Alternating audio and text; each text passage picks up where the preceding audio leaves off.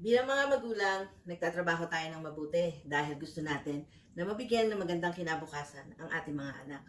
At likas sa ating mga nanay, ang handa tayong magsakripisyo para mapunan ang lahat ng pangangailangan ng buo nating pamilya.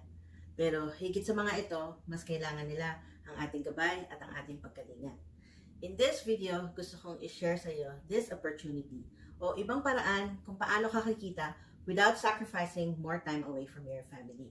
Ang online business platform na ito ay nakatulong sa maraming pamilya, mga magulang, mga kapwa natin Filipinos all around the globe. So, if you are looking for a change, watch until the end of this video or you could right away register on the link below. Kamusta kabayan? Ako nga po pala si Kumita Castillo. I'm based here at Henderson, Nevada, but I'm originally from Taal, Batangas. Maikwento ko lang sa iyo how I got into this online business.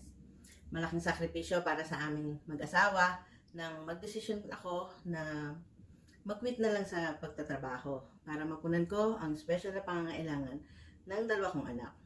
I had to pull out my eldest son sa school niya at hinomeschool ko siya for a few years until we're able to manage his problem behavior. For years, we've been able to manage getting by with my husband's income from his 2 jobs. We are thankful to God. I am thankful to my husband that we have enough to cover our bills and for our daily expenses.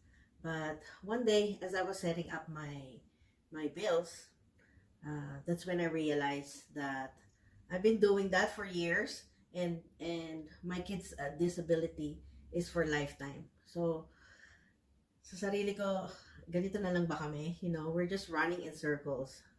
Hindi kami nakakapag-save for emergency purposes or for travel. So, sabi ko sa sarili ko, I had to do something to help my husband. Because it breaks my heart every time I see him so tired and lacking sleep. There are different ways to earn from home. In fact, sinubukan ko na yung karamihan sa kanila. But until I found this online business platform that better suits my needs. With its flexibility, I was able to balance building my business without sacrificing my role as a wife and as a mom. Nang makita ko ang ad, katulad ng pinapanood mo ngayon, I saw the big potential to grow in this business. That's why I dismissed my skepticism right away and I took a leap of faith. And I encourage you to do the same. Check out this online business or you could connect with me on my social media accounts. Alam mo, when I get into the business, I was inspired by these 2 amazing fellow stay-at-home moms. This is Katrina. She's also a stay-home mom. She's from Canada. And because of her success in the business, she was able to afford to send her son to a better education in a private school. At ito naman si Eden, ay kababayan. She's also from Batangas and also a stay-home mom. Recently, kakababalik nila galing ng Pilipinas. She invested properties sa atin sa Pilipinas. At she's able to travel with her family and of course, support her parents back home. I'm not there yet, but I'm very close on achieving my goals. This business gave me value and allowed me to see my potential, my full potential.